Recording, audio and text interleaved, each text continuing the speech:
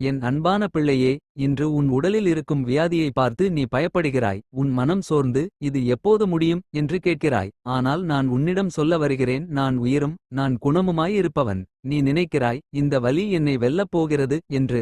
ஆனால் என் வார்த்தை சொல்கிறது, நான் உன் உடலை உருவாக்கினவன். உன் எலும்புகளையும் உன் இரத்த ஓட்டத்தையும் உன் இதய துடிப்பையும் நான் அறிந்தவன். என் பிள்ளையே, உன் உடலில் புகுந்திருக்கும் அந்த நோய் உன் வாழ்க்கையை நிர்ணயிக்க முடியாது. ஏனெனில் உன் வாழ்க்கைக்கு தீர்மானம் சொல்லும் அதிகாரம் எனக்கே உள்ளது.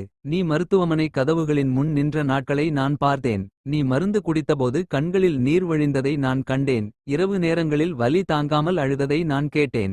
நான் அமைதியாக இல்லை, நான் உன் பக்கத்தில் இருந்தேன். இப்போது நான் உன் மீது என் கைகளை வைக்கிறேன். உன் தலையிலிருந்து பாதம் வரை என் குணமாக்கும் அன்பு ஓடுகிறது. உன் இரத்தத்தில் இருந்த தொந்தரவுகள் நீங்கட்டும். உன் நரம்புகளில் இருந்த வலி கரைந்து போகட்டும். உன் உடல் உறுப்புகள் புதுப்பிக்கப்படட்டும். என் நாமத்தில் நான் கட்டளையிடுகிறேன், உன் உடலில் இருக்கும் ஒவ்வொரு நோயும் வெளியேறட்டும். நினைத்துக்கொள், காற்றுக்கும் கடலுக்கும் நான் கட்டளையிட்டேன், அவை அமைதியானது. அப்படியானால் உன் உடலில் இருக்கும் நோய்க்கு நான் கட்டளையிட்டால் அது போகாமல் இருக்குமா? என் சிலுவையில் நான் சுமந்த காயங்கள் உன் குணமாக்கலுக்காகத்தான். நீ பல நாட்களாக ஏன் நான் என்று கேட்டாய். இன்று நான் சொல்கிறேன், இது உன் முடிவு அல்ல, இது உன் சாட்சியின் தொடக்கம். உன் வியாதி உன்னை உடைக்க வரவில்லை, உன்னை உயர்த்த வருகிற சாட்சியாக மாறும். இனி பயப்படாதே, உன் உடல் தினமும் பலம் பெறும். உன் மனம் அமைதி பெறும், உன் வீடு மகிழ்ச்சி காணும். இந்த நிமிடத்தில் நம்பிக்கையுடன் சொல்லு, கர்த்தரே, நீர் எனக்கு குணம் தருகிறீர். என் உடல் உமது ஆலயம். நோய் இங்கிருந்து வெளியேறட்டும். நான் உன்னை விட்டு விலகவில்லை, நான் உன்னுடன் இருக்கிறேன். உன் கண்ணீரை சந்தோஷமாக மாற்றுகிறேன்.